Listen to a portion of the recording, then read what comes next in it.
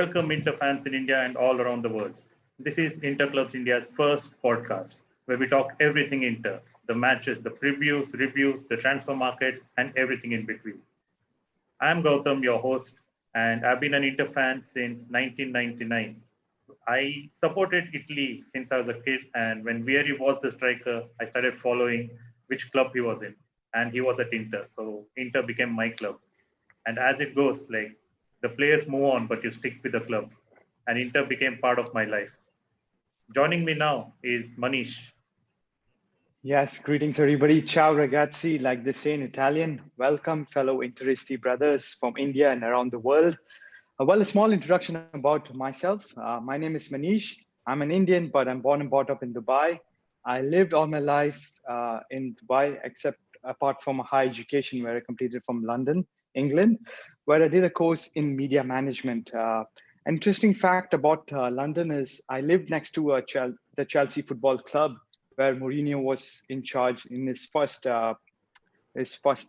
tenure. So in Dubai, I run my business, which is pretty much a printing company called Liberty Printing Press. It's a 30-year-old family business, which pretty much I'm handling right now. So we do everything print, from printing posters, banners, shopping bags, t-shirts, signage, you name it, we do it all. So now comes the point, how did I support Inter? Well, like Gautam said, in the year 1999, it's the same year which he supported, I got a gift from my friend, from my brother, a FIFA 99 CD. A fun fact is I used to take Italian team in the FIFA game and used to play other matches with Germany, with Brazil. And one particular player caught my attention, and that was none other than Christian Bobo Vieri. He used to score goals left, right, and center. And I became a big fan of Vieri. And one fine day, I decided to watch live football. And that's first time I just flicked through the channels and I saw a match between Inter versus Parma, and where I saw Vieri for the first time in flesh and bone. And Vieri scored with an outlandish lob against a young Gigi Buffon. From then on, Inter was my team. And yes, I joined the Inter bandwagon, Pazza Inter bandwagon, like they say. It's been over 2 decades now where I've been following Inter religiously, closely each and every game. And yes, that's how I became an Inter fan. Back to you, Gautam. Also joining us is Parmeshwar, or Palm as we call him. So hello there. I'm Parmeshwar Srivastav. I'm from Mumbai. So basically, I'll just give a simple background about myself. I'm from Mumbai and I am still a student. I study sports management. So in general, when this idea was brought about us doing a podcast, I was hooked onto it because I'm a sports enthusiast. And as far as my support for Inter goes, it's dated back to 2003, early 2003, like after during the 2002-3 season. 2002-3 season, and yeah, that's when we had players like Vieri, Zanetti, whom I really admired at that time. And the simple reason why I started following Inter was because it for what it stood. Inter, the fact that we accepted international players over, the reason why we shifted from AC Milan. That season, I remember we had like 11 different nationalities in our team.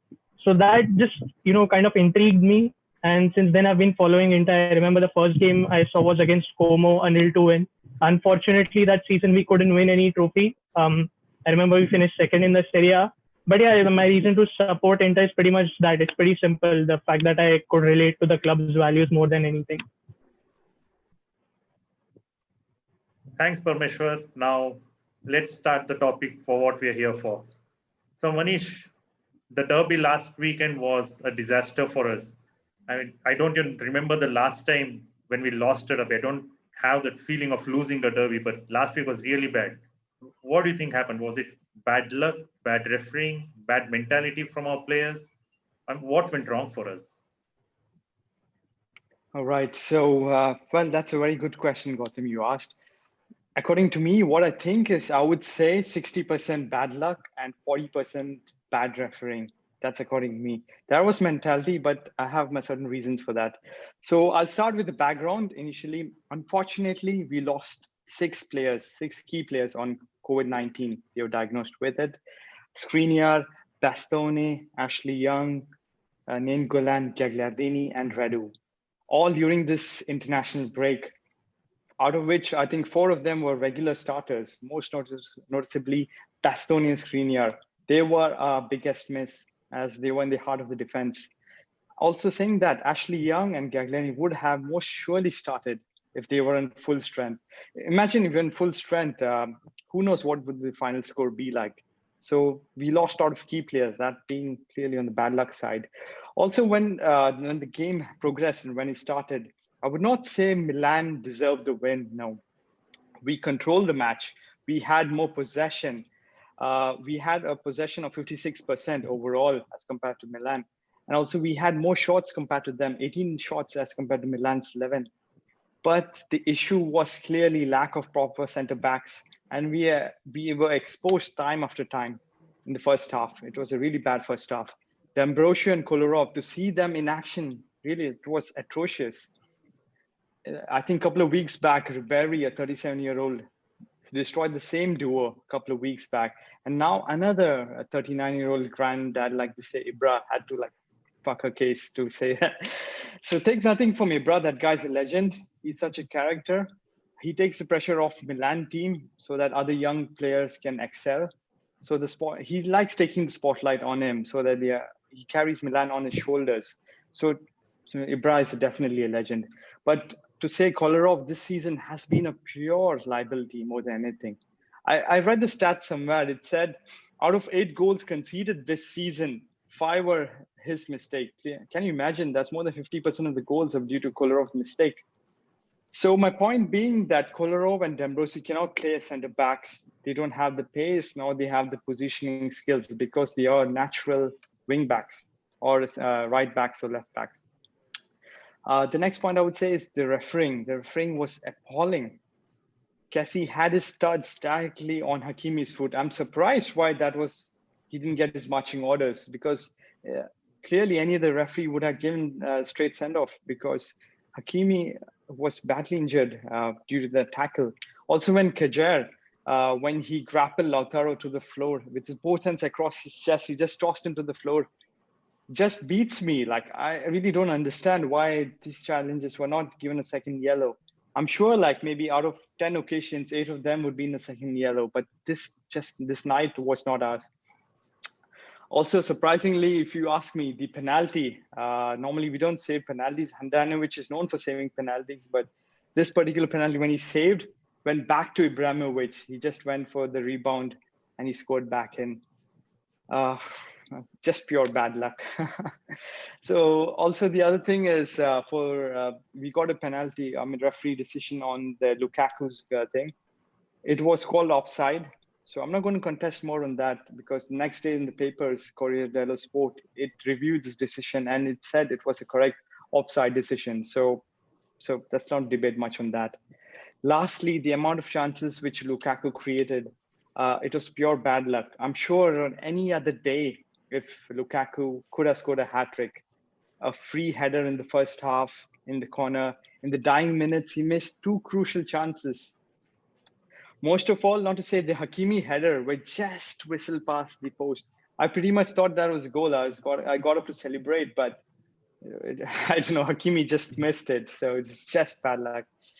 What to say? If this is not bad luck, then what is bad luck?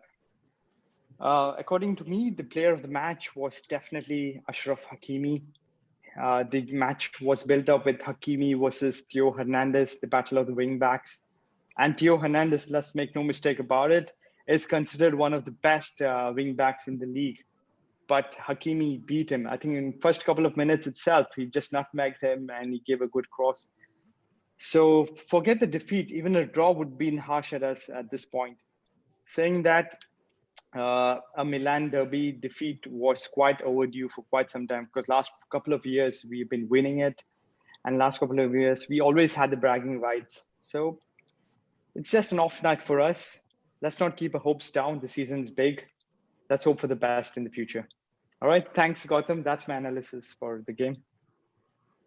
Yeah, I mean, when I saw the replay, I couldn't watch the game live, so I had to watch the game again, replay the next day, and I think we cannot expect to have a clean sheet when we don't have 3 proper centre backs and when we're playing 3 at the back. I agree that, yes, definitely.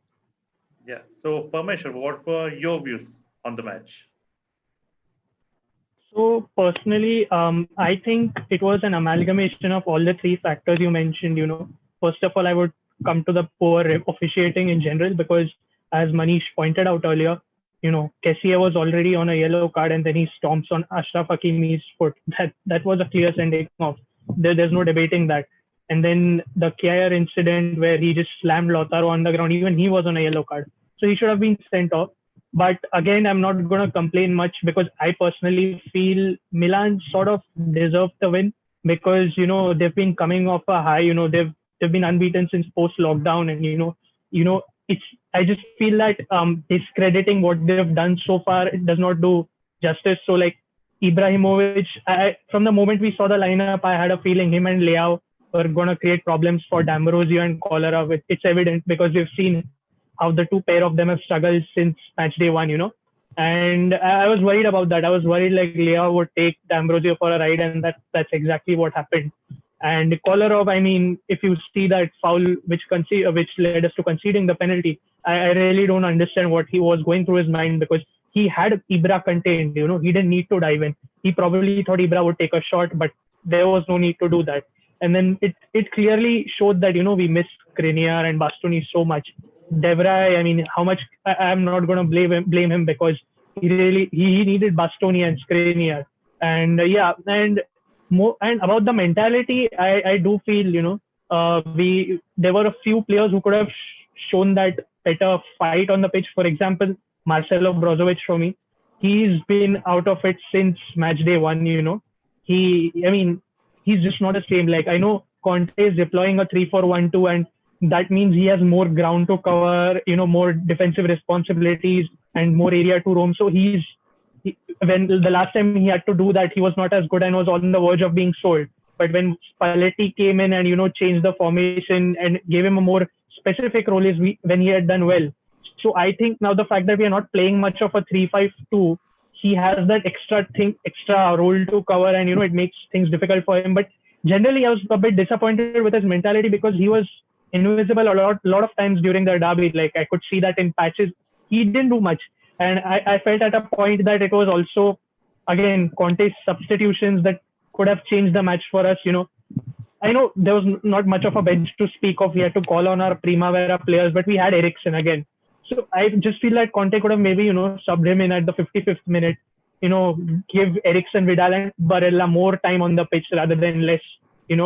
And maybe that could have made a difference. So overall, I feel it's an error on our part. It's officiating and the mentality, but it's also a lot to do with Milan's mentality, the way they're playing right now. Everyone, even players that used to struggle before, Çalhanoğlu, this thing, Calabria, they've stepped up. They've really stepped up. Even though in the Europa League qualifier against Rio Ave, they won on penalties that went on for long. But it just shows the determination they're showing right now. Because a year or two ago, they would have bottled all this, most likely. But they're doing so well. So I just feel that they deserve the win this time around. And to cap it off, I just hope that tomorrow we can get our momentum back with a win. That's all I have to say. I mean, one point where I would have to disagree with you is like, I don't think Milan deserved to win. Handanovic saved Ibrahimovic's penalty, and luckily for Ibra, the ball bounced back to him and he could score on the rebound. And plus, we had so many better chances. It was our poor finishing that cost us the points. So I really would disagree with you. I would think we deserved to win. It was our poor finishing and lack of proper first team players and bench strength because of COVID, why we lost the match. Manish, what do you think? Do you think like our poor finishing cost us? Or did Milan deserve to win? No, I would agree with you, Gautam. We are poor finishing. Like I said previously, we had more possession, more chances on goal. And Lukaku, on any other night, this would be a perfect hat trick for him. Yeah, it was a couple of easy chances. So definitely agree with you, Gautam. Okay, and like Tupac once said, life goes on. And now with COVID, matches come thick and fast. And now we are playing Borussia Mönchengladbach next in our Champions League 4-8 this season. So Parmeshwar, I'll bring this to you. Like, what do you think? Like, how's the team? How's Borussia against us? Are they good? They are 11th in their own league with just one win. What do you think? Are they a strong team? Yes. So Borussia Mönchengladbach, they're definitely an interesting team and team to watch out for. I mean, yes, they were in pot four and, we got them, but that's the toughest pot four team we can get. So coming to how they approach their game tactically, so I would just like to point out some differences from last season. So last season was the first time, post last season, they qualified for the Champions League in 4 years. And that's all down to the work done by Marco Rose. He's instilled this Salzburg, Leipzig philosophy into them. He's trying to do that at least, where they want to play. He's openly said it, play a high pressing game, win the ball higher up the pitch, and play shorter passes to goal. He's openly said it. And at a point, he was a player under Klopp at Mainz. So it just goes to show the kind of philosophy he wants to instill at Mönchengladbach. The gap between what he wants to do and what he's doing is still there. So basically, what they aim to do is that they will deploy a 4-2-3-1, and they would basically want to sit a bit narrow with the left wing, their left back Rami Bensebaini trying to overload the flanks. So you would see their striker Alassane play a drop deep, Marcus Thuram, Lilian Thuram's son cut in as the inside forward, and they also try to build out from the back. Their centre backs Matthias Ginter and Nicolas Elvedi, two young centre backs who are really good. And where I feel Lukaku will probably face a tough time is facing Nico Elvedi, because Lukaku has this signature move, as you all know, turning with his back and then he rolls suddenly to beat his defender. Elvedi doesn't allow that easily. So that is going to be an interesting battle. And so Mönchengladbach in general adopt a mid-block. They don't want to press too high, although Rosa wants high pressing and all, because right now in terms of quality, they're not still there in playing like that, Leipzig, Liverpool type game. So they play a mid-block, they'll sit narrow and they'll try to force you out wide. But if I had to pick out a weakness in them is the fact that they leave a lot of duty on their fullbacks individually. So this is where Hakimi can come crucial, because we know Hakimi's capability, his pace, his ability to cut in and cross the ball.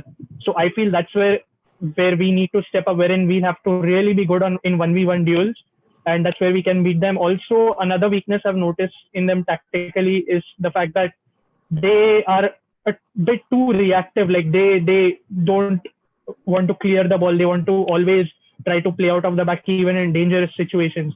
So again, if knowing Conte, the intensity we play at, and if we keep pressing them like Dortmund did to them earlier this season in their 3-0 thrashing, I think we have a good chance. But we need to be a bit cautious with the high line, like, as we've been seeing in recent times. We've been conceding goals because, again, Marcus Thuram on the left, he can exploit D'Ambrosio like Leao did. Like, he's really fast. And you have Plea up front, who's a clinical finisher. And on the right, you have Jonas Hoffmann, who's a more reserved right winger, but, like very traditional, so he can put in the crosses. So with the high line, we need to be really careful. We need to play somewhat similar to what we did against Lazio, where we scored and, had a balanced approach, but that one error cost us the goal. So overall, that's about that tactical approach. I would just like to point out something unusual that has happened between these two sides when they met in the 1971-72 season. It was in the European Cup Champions League / Champions League when it was a knockout competition back in the day. So we met them in the round of 16. And what had happened, so back in that season, from the 70s to 80s, they were probably the best team in Germany. The previous season, in 1970, they had won the Bundesliga, and their main striker was the popular Jupp Heynckes, as you might have known. So this team was really dangerous. So we had to face them. So the first leg was away for us. So we go to Mönchengladbach, and for us, the main man to look out was Roberto Boninsegna, as you might know. He was coming off a high. We also had won the league the previous season. So the match begins. 7 minutes into the game, Jupp Heynckes scores. Mönchengladbach take the lead. And then Boninsegna scores immediately. It's 1-1, high tempo game. Then again, Borussia Mönchengladbach take the lead. Now at this point, something interesting happens, that the play is going on, and then Boninsenia goes down on the pitch. Like no one knows what happened. He was not close to a defender or anything. Then the referee stops the match, and he sees that there was a Coca-Cola can thrown at Boninsenia, and this match was stopped for 7 minutes. So in this incident, basically what happened is that Boninsenia was like dizzy and everything, and he had to be stretchered off. So we basically subbed in another player, and then what happened is eventually they scored two before halftime. They scored more goals, and then we lost the match 7-1. That was a thrashing. But then, of course, Inter asked for an inspection because Boninsenia was out, like he was out cold, and he was our man in form. So basically, Inter directly wanted the win. They didn't want to play another match. They wanted the win. But UEFA at the time didn't have any provision for this. So what they did is that they completely scrapped Mönchengladbach's 7-1 win. That did infuriate them. And the first leg was, in fact, this time in Milan, where Boninsenia came back. He won 4-2. He scored, if I'm not wrong, two of the goals. And the second leg was in Berlin, not even in Mönchengladbach. So that was a real disadvantage to them. But they had fans traveling to Berlin, so there was quite the atmosphere back then. It was quite, ferocious back then. But the match ended up being 0-0, and we went through. To cap it off, there were a few years later down the line, the referee who officiated that game said that he felt Boninsenia was acting basically that Boninsenia had no reason to be stretchered off. Boninsenia claimed that I had a huge bump on my head and I was concussed, So that was quite the thing. And why I brought this up is that I personally feel that if there were fans in this fixture, it could have brought back those memories, that nostalgia that Mönchengladbach would have wanted to get one over us badly, because since then they've only made it to one European Cup final, which was 76-77, if I'm not bad, which they lost to Liverpool. So they really have some bone to pick with us in that sense. So I think if there were fans involved in this fixture, it would have been quite something. Okay, that was an interesting fact, and I think the fans won't forget the incident, what happened, and it will be feisty when we play them. So Manish, one thing I want to bring to you is like when Parmeshwar said that pressing is key to winning the match tomorrow, do you think Sanchez should start ahead of Lukaku? Well, okay. So as you, thank you, Parmeshwar, for that amazing insight into the history. Well, we all know that Conte's infatuation with three-man defense. He is very adamant, and we know for a fact he's not going to twerk it. The players signed were clearly to support, the players signed the season were clearly to support his ideology of three-man defense. And Antonio Conte has been more vocal after the Europa League final, where he clearly sent out a message to the board, back me and my plan. So that was the clear message sent. So the board has no right to question his formation or tactics. So regarding that, Gautam, what you asked me is, I just want to bring a small insight into this.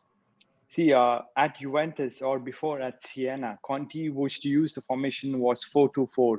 That was his preferred formation. That was his philosophy, 4-2-4. But the players he had at Juventus, surprisingly, were three good center backs. And then he himself said in a press conference that, you had to make the formation based on the players we have. We had to work it from time to time. That's what he said. And then from a four-man defense, 4-2-4, he went to a three-man defense, which is famously called the BBC defense. So surprisingly, ever since at Inter, he has been stuck with a three-man defense. And pretty much that's going to be the whole story this season. So let's not expect any surprises that he's going to change formation for this game. So we can clearly expect a 3-4-1-2 formation. So he had a press conference for this game before the Mönchengladbach match. And he clearly said that Bastoni will start on the bench because he just recovered from COVID, and it takes a toll on every person's body. So Bastoni had just a couple of training sessions before he joined the first team. So we can expect Bastoni in the bench. So clearly, as usual, we can expect a 3-4-1-2 formation like he deployed in this season. So I would say Handanovic on goal. The formation to be used is Handanovic on goal, D'Ambrosio, De Vrij, and Kolarov as the back three. The same back three that got exposed in the Milan derby. The same three is going to start. Hakimi, Barella, Vidal, and Perisic to start as the 3-4-1-2. And it's going to be either Sensi or Eriksen as the main center attacking midfielder role. And he has confirmed for a fact that Sanchez is going to start. So he said that Sanchez is going to start from the first minute. Let's see now. So I'm expecting Sanchez and Lukaku. So it's going to be 3-4-1-2 with Sensi, Sanchez, and Lukaku to be a front three. It's going to be Sanchez or Eriksen. That's really up to Conte in the last minute. But most probably it's going to be Sensi, which Eriksen to be brought on in the second half. So after the international games, I would say Vidal, Sanchez, and Lautaro Martinez seemed quite fatigued, because you can imagine the amount of travel for the South American players they have to do. Not just the travel, I think it's just the games, the intensity of the South American games. It's insane. So we can expect clearly Sanchez to start. Other than that, I would say Brozovic will be rested. He confirmed that. He did mention that Brozovic, who seemed a bit offbeat in the Milan derby, is going to start from the bench. So I'm expecting a midfield of Barella and Vidal with Sensi to support. So our main threat definitely will be Ashraf Hakimi. He knows his German opposition well. Only this time, hopefully, his final ball, it'll reach the desired player, because he can beat his man. We know that he's very good at beating his man. But this time, with Sanchez on his side, I'm sure they both can combine and create good opportunities for us. Also, not to forget, Perisic should be motivated enough for this game, because in Milan derby, I would say Calabria had it better of him. So yes, and being a Champions League winner, Perisic has won the Champions League. He should be charged up for this Champions League match. So I'm expecting a lot from him. Also, I would say that the key point in this match would be Sanchez and Hakimi combining. It's a treat to watch both of them play. If you've seen so far the games which both of them combined, I would say most of Hakimi's assists have come from both of them combining. It's Sanchez and Hakimi combining for the goals. Also, Sensi was a treat to watch last season, but unfortunately, Sensi was injured most of the time. But whenever Sensi played last season, he was a treat to the eye. So I'm expecting him to start the game. Other than that, Eriksen is a topic on its own, because Eriksen itself, it's a funny situation with him. I really don't know what to say about him, because I was one of his bigger fans when he joined Inter. I was so happy, after Wesley Sneijder, Eriksen was one of the key players we signed. But whenever I've seen this guy play, whenever he's on the pitch, his body language, he seems to be lackluster. Conte likes his players to have the similar grinta as him. Grinta as in, it's an Italian word which means grit. Funny enough, a statement by Di Canio, an Italian person, legend football player. What he said is, he just put a statement yesterday. He said, Eriksen is not emotional, be it a 4-0 loss or 4-0 victory. His body language is quite similar. So Conte likes emotional players that gives it all. So what I feel personally, Eriksen, no matter how many minutes he plays, when he steps on the field, he must give his all. He's a professional and he should behave like one. So I feel Eriksen, whenever he call upon, be it 20 minutes or be it the whole game, he should give his all on the pitch. And, he should prove us that he deserves a spot in the starting lineup. So that's all I would like to say, Gotham. So I'm expecting a very attacking formation from us, pretty much the same formation as used in Milan derby. The only changes to be Sensi brought in and Sanchez to be partnering with Lukaku as per Conte's pre-match conference. Other than that, I expect the same back three. So hopefully back three don't get exposed this time and Conte has learned from his mistakes. And expecting a very open game, a lot of attacking by Inter. And hopefully this time we get 3 points on our side. Back to you, Gotham. It's time for predicting now. What do you think will be the result, considering we are playing at home? So if you ask me personally, I would say Inter would win 2-1. but there are key chances that Inter, over the last maybe last 5 or 7 minutes, they can go up 3-1. So I'm expecting definitely an Inter victory. It's either 2-1 victory or a 3-1 right at the end. And Parmeshwar, what are your thoughts? What would be the scoreline? I'm going to go for a 2-1 win for us or a 1-0 win for us, in fact, because just looking a bit into how both teams have fared recently, as Manish pointed out, we've been creating a lot of chances but missing them. The clinicality is not there.